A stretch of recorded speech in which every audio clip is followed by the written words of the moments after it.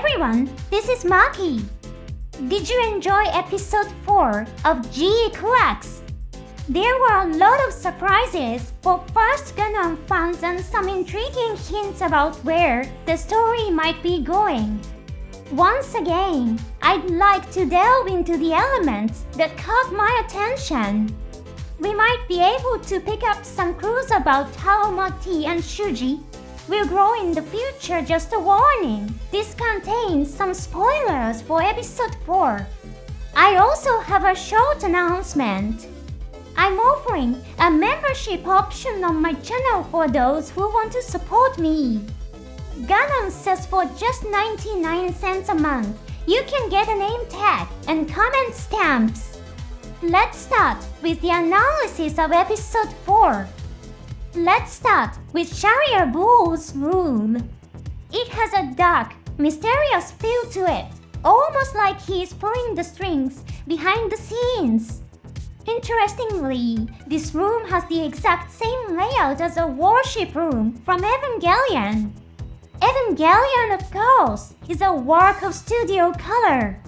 And Studio Color is also responsible for the production of GQuuuuuuX. So this should be a little treat for fans of Studio Color's past projects. There's also the moment when Shiiko, a key character in episode 4, visits a comrade's grave. This scene is also very reminiscent of Evangelion. However, simple grave scenes are quite common in anime, so it could just be a coincidence. Now, the battle with the Galgu really stood out. I bet a lot of people felt it reminded them of the popular anime attack on Titan. The high-speed flying action with wires is definitely one of the trademarks of that series. If you thought the direction felt similar, your instincts were right. That's because episode 4 was directed by none other than Tetsuro Araki. He's the director of Attack on Titan. So it makes sense that the vibe felt familiar. You could even say that episode 4 of GQuuuuuuX and Attack on Titan are like siblings. After the episode aired, Mr. Araki even shared an illustration of X that he drew himself. It shows a smiling Shiiko and a child eating together. After watching the episode, the image really hits you in the heart. Episode 4 gave us a deeper look into Amate and Shuji's personalities. As I mentioned in yesterday's video, Amate really exudes that youthful energy, full of impulsive thoughts and a bit of recklessness. This is just my personal interpretation, but don't you think that Shiiko could represent a possible future for Amate?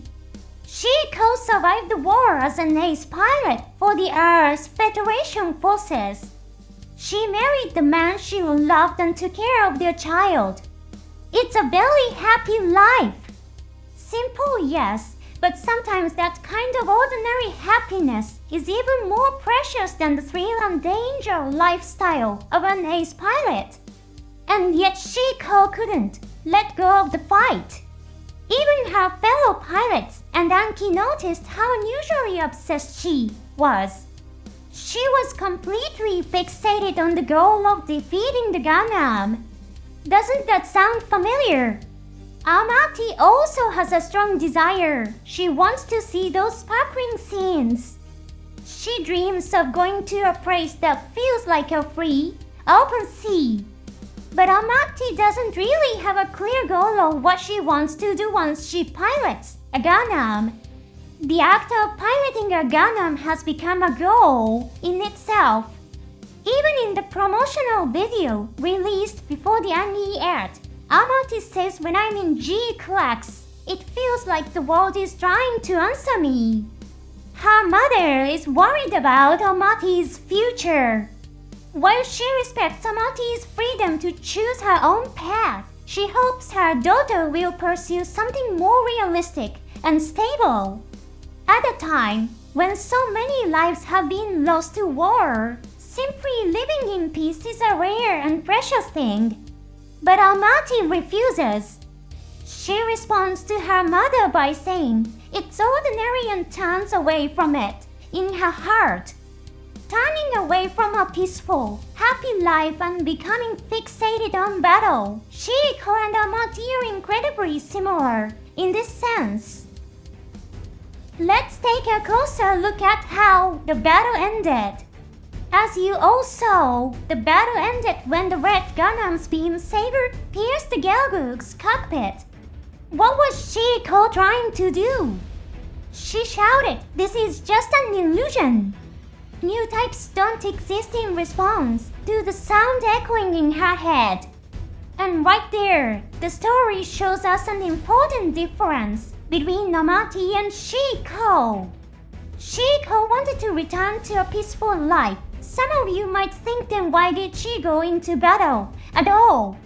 But Shiiko was in a mental state where she couldn't move forward without denying the existence of the new types. She longed to return to a happy life, but to do so, she had to reject the idea of new types and end her obsession. While Amate sees participation in the battle itself as her goal, Shiiko fought for life after rejecting the idea of new types. And so the light that appears on Shiiko's forehead, clearly indicating that she is a new type, is deeply ironic. It is precisely because she has new type abilities that she is such a strong pilot. The red Gundam's beam saber pierces the Gelgoog's cockpit. Shiiko says there's someone on the other side of the Gundam. Then she smiles softly. What did Shiiko see? That's something we'll probably find out in the next episodes. But what really matters is the image that appeared in her heart at the very end. It was her beloved family. She thought of them, and that's what brought that gentle smile to her face. Shiiko believed if I don't reject the idea of new types, I can't return to the peaceful life with my loved ones. After seeing something in the light, she finds herself back in that peaceful life, smiling. It seems that the light showed her something that brought her peace. Maybe what people thought were new type phenomena were actually caused by something or someone outside the world, and new types never really existed. So what kind of future awaits Amate, whose goal is simply to drive a Gundam? Will she end up like Shiiko? What did Amate feel when she witnessed Shiiko's defeat? After seeing such a tragic outcome, did she decide to stop fighting? As you also, Amate says something like, if I want to get to where Shuji is, I have to be ready. It looks like she's about to go even deeper into the world of combat. Why did Shuji destroy the Gelgoog's cockpit? In a clan battle, you win by destroying your opponent's head unit. Yet Shuji chose to destroy the cockpit. The strange world seen by the new types has an aura of being on the edge of life and death. Perhaps it's a place that can only be glimpsed when someone is dangerously close to dying. That's something the story might explore more deeply later on. Or maybe Shuji, like Amore, understood that just destroying the head isn't enough to make someone like her back down. She didn't follow the rules of the clan battle at all. She was determined to destroy the Gundam no matter what. Besides, the reactions of the Pomeranians ants and the crew of the warship Sodom were really impressive, weren't they? When the Gelgoog exploded, the Pomeranian ants were relieved and happy, saying things like we won. Meanwhile, the Sodom crew was shaken and said it's just a game. But she fought to the death. That's crazy. It's the complete opposite of what we saw in episode 3, when Amate was dodging machine gun fire. The Pomeranians panicked and said she are being attacked unilaterally. Meanwhile, Sharia Bull was calmly observing, impressed that she's dodging every single shot. Director Maki has said that one of the core themes of GQuuuuuX is real versus fake.